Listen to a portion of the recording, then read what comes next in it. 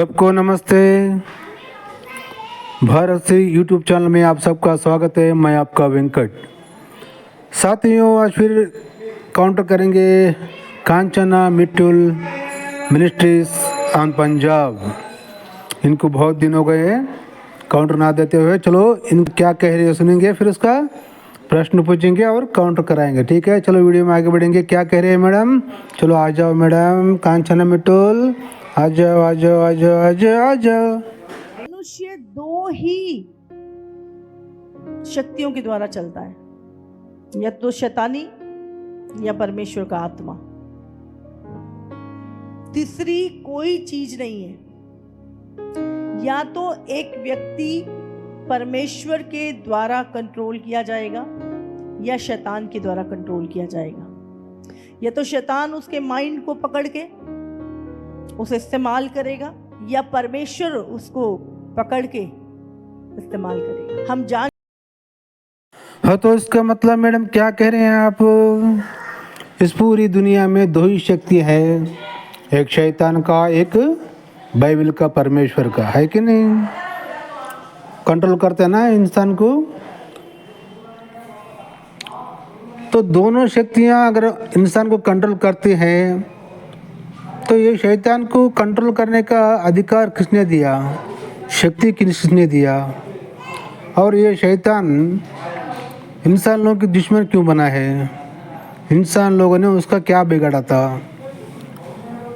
जब यहोवा तेरा बाइबल का परमेश्वर कंट्रोल कर सकता है, तो जब तुम्हारे चर्च में आके शैतान पकड़ते हैं ना लोगों को, मसीह लोगों को, तो जब शैतान पकड़ते समय आके उनको क्यों नहीं रोकता? शैतान पकड़ने के बाद ये तुम्हें मसीह लोगों की और तुम्हारे बाइबल का परमेश्वर यहोवा की यीशु मसीह के नाज़र के नाम पे ब्रोकर काम करते हो ना तुम लोग, पास्टर लोग। तुम्हारे पास्टर लोग उसको क्यों भगाते हैं? यीशु मसीह के नाम पे चले जाओ करके तुम नाटक करते रहते ना, ड्रामा। फिर ये क्यों करते हो? जब वो दो कंट्रोल करते हैं ना, शैतान और तेरा बाइबल का परमेश्वर, फिर तुम्हारा क्या काम है बीच में? तुम लोग क्यों ये नाटक कर रहे फिर? है कि नहीं साथियों?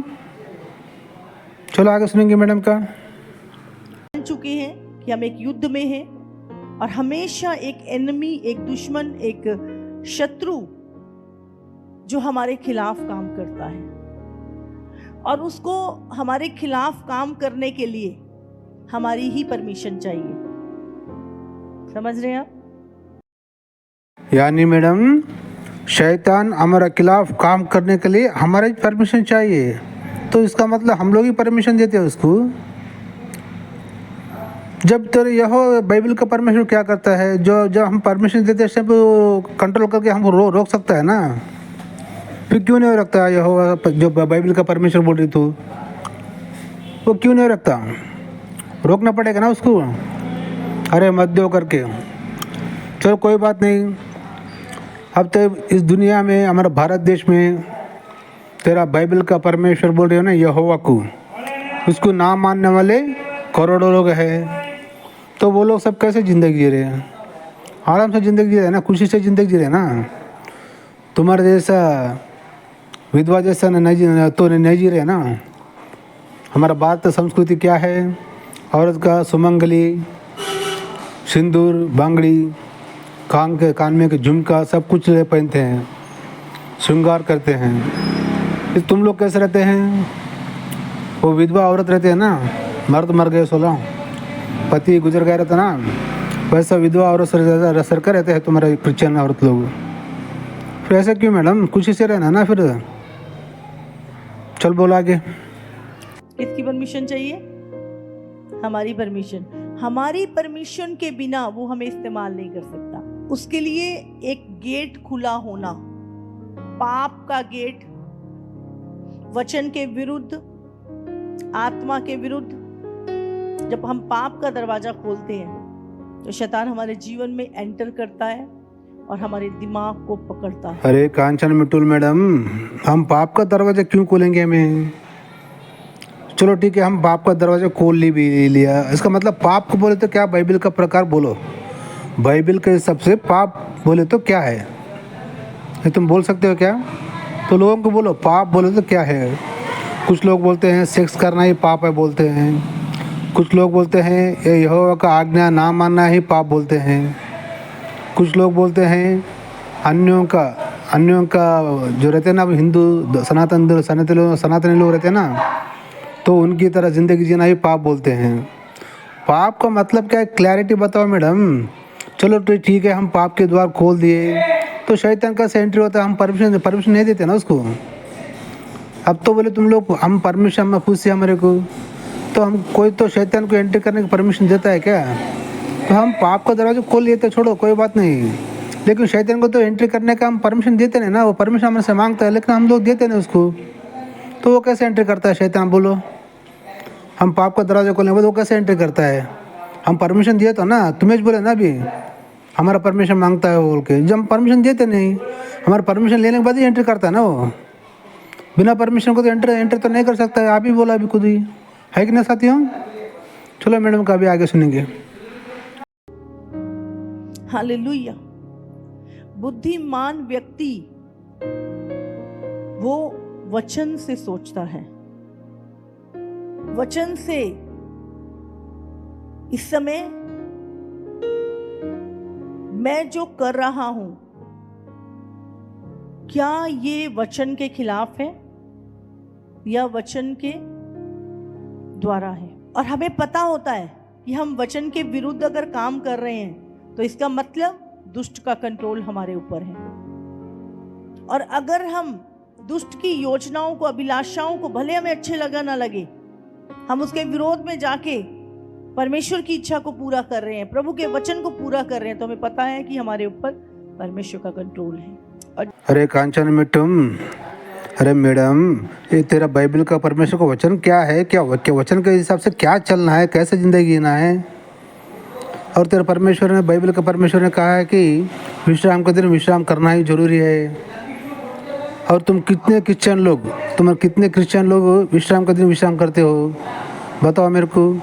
अब बाइबल का वचन कहती है कि तेरा बाइबल का परमेश्वर यहोवा ने विश्राम के दिन, एक बूढ़ा आदमी ने जंगल में लकड़ी चुन लिया अपना खाना बनाने के लिए, खाना पकाने के लिए लकड़ी चुन लिया बोल के, बहुत क्या बोलते हैं दुष्ट आत्मा जैसा कैसा मारती है ना, तो वैसा मार दिया तेरा यहोवा ने। इतना नीच कमीना है तेरा यहोवा। एक बूढ़ा आदमी अपने खाना पकाने के लिए जंगल में लकड़ी चुन रहे तो बेरहमी से मारा उसको, विश्राम का दिन तू लकड़ी चुनता है करके। अब तुम्हारे कितने क्रिश्चियन लोग, भारत देश में कितने क्रिश्चियन लोग विश्राम के दिन विश्राम कर रहे हैं बोलो मेरे को? तो उन सबको मारा ना वो, फिर उन सबको क्यों नहीं मारा? अब तुम लोग विश्राम कर रहे हैं हर संडे, विश्राम का हर हफ्ता विश्राम का दिन विश्राम कर रहे हैं क्या मैडम? आपको सोचो, ये सब काल्पनिक पुस्तक है मैडम। बाइबल ये कोई भगवान का ग्रंथ नहीं है, ये कलयुग राक्षस का ग्रंथ है। इस कलयुग में सनातन धर्म है ना, श्री कृष्ण परमात्मा का विरोधी चलने वाला एक कलयुग राक्षस है, कली पुरुष है मैडम। ये कलयुग राक्षस तुम्हारा ये बाइबल का यहोवा है, और कली पुरुष ये कलयुग का तुम्हारे यीशु मसीह है, रंडी का बेटा। समझे? चलो आगे बोलो। जब परमेश्वर के प्रभु ने क्या बोला, जो आत्मा के चलाए चलेंगे वही मेरे पुत्र हैं, रोमियो 8 उसका 14। इसलिए कि जितने लोग परमेश्वर के आत्मा के चलाए चलते हैं वे ही परमेश्वर के पुत्र हैं। आप तो इसका मतलब मैडम तेरा यीशु मसीह कह रहा है कि वचन में जो कोई बाइबल का वचन के साथ चलेगा वही मेरा पुत्र है। चलो कोई बात नहीं, ठीक है, जो बाइबल के वचन के द्वारा चलेंगे। लेकिन हम ये पूछते हैं कि ये तेरा यीशु मसीह किसका पुत्र है? ये यीशु मसीह किसका पुत्र है ये बोलो हमको। और बाइबल में तो कहते हैं कि तू व्यभिचार से पैदा हो गया करके बोलते हैं यीशु मसीह को। और खुद तेरे यहोवा बाइबल का परमेश्वर कह रहे हैं ना तुम्हें, वो यहोवा का आज्ञा ही तोड़ दिया है यीशु मसीह ने। तेरे यहोवा का परमेश्वर बोल रहे हैं ना, उसका आज्ञा को तोड़ दिया उसने, चुल्लू पर पानी में डूब मरा दिया उसने। कैसा पता है? तेरा यीशु, ये तेरा बाइबल का यहोवा परमेश्वर है ना, उसका वचन क्या है बाइबल में? बाइबल कहती है ये, मैडम मैं नहीं कहता हूँ, बाइबल कहती है। क्या कहती है? ये कोई सा भी औरत रंडीबाजी करेगी तो उसको सबके सामने, गांव के सबके लोगों के सामने पत्थर से मार मार के पत्थर से मार के मार डालना चाहिए, घात कर देना चाहिए करके तेरा बाइबल का परमेश्वर वचन बोला है मैडम। बाइबल में पढ़ा है ना आपने? तो उस वचन को तेरे यीशु मसीह ने चकना कर दिया, चूर कर दिया। एक औरत रंडी को पकड़ लेके आते हैं लोग गांव में यीशु मसीह के सामने, तो उसको मारने का है बोले तो उसने क्या बोलता है मालूम तेरे यीशु मसीह? अरे तुम लोग में कोई पाप नहीं किया तो उन लोग पत्थर से मारो करके बोलता है। तो सब लोग क्या सोचते हैं, हम लोग पाप करेंगे समझ के वापस चले जाते हैं, नहीं मारते पत्थर। यहोवा का आज्ञा को वचन का तो लौड़ा लगा दिया ना इसने, यीशु मसीह ने। और खुद यीशु मसीह भी उसको पत्थर से नहीं मारता, तो यीशु मसीह भी उसका आज्ञा को पालन नहीं किया ना, यहोवा का, तेरा बाइबल का परमेश्वर का। चुल्लू भर पानी में डुबा दिया उसको। अरे किसको वो बोल रहे हो मैडम तुम? पहले तुम्हारा बाइबल में सही है या नहीं, वचन के साथ चला है या नहीं है, और तुम वचन के साथ चल रहे हो, जिंदगी जी रहे हो नहीं हो, तुम पहले वो सोचो, बाद में लोगों को बोल कर बेवकूफ़ बनाओ मैडम।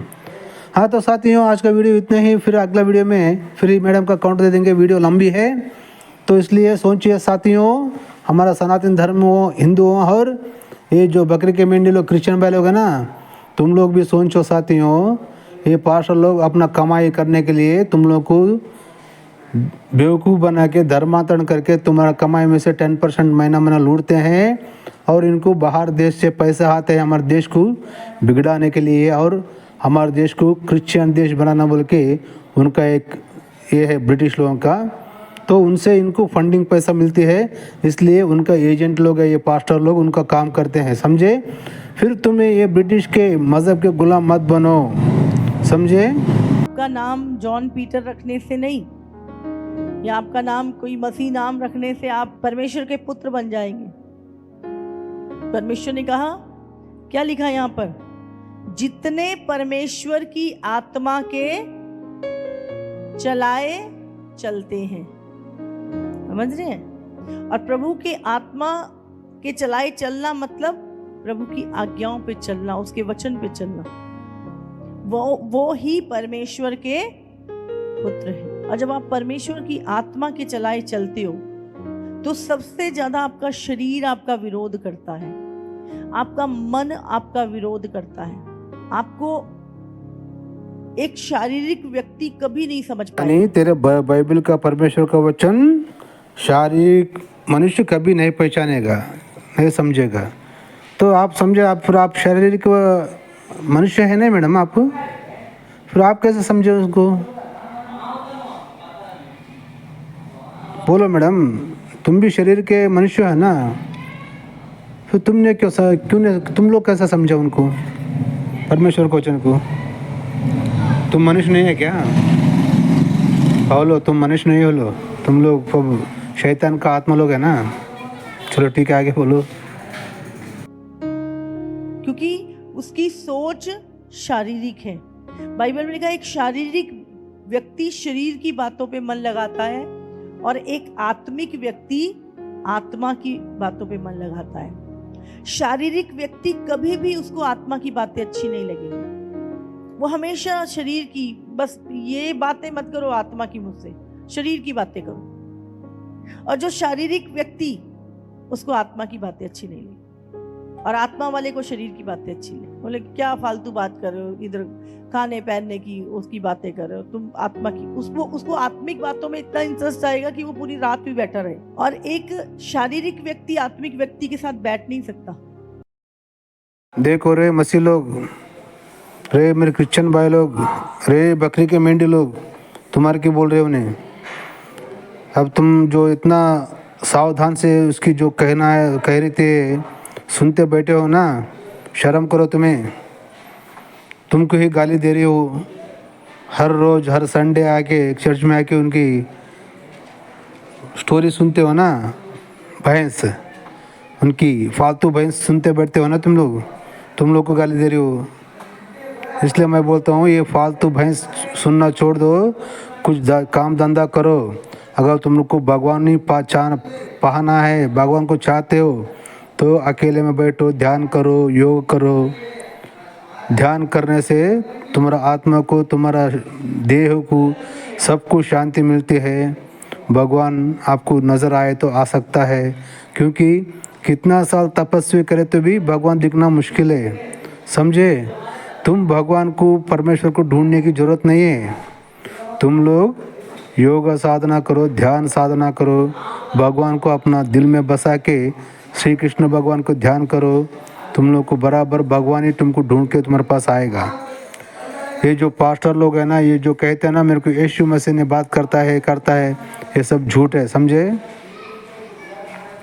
भगवान से हम लोग बात कर रहे हैं, प्रेयर करते, ये सामंजस्य बात है।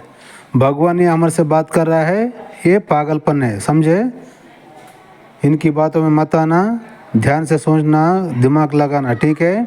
चलो मैडम का भी थोड़ा आगे सुन के वीडियो ख़त्म कर देंगे, क्योंकि इनका वीडियो बहुत लंबी है, तो इसलिए इसका 2-3 पार्ट करके मैं वीडियो बनाऊंगा।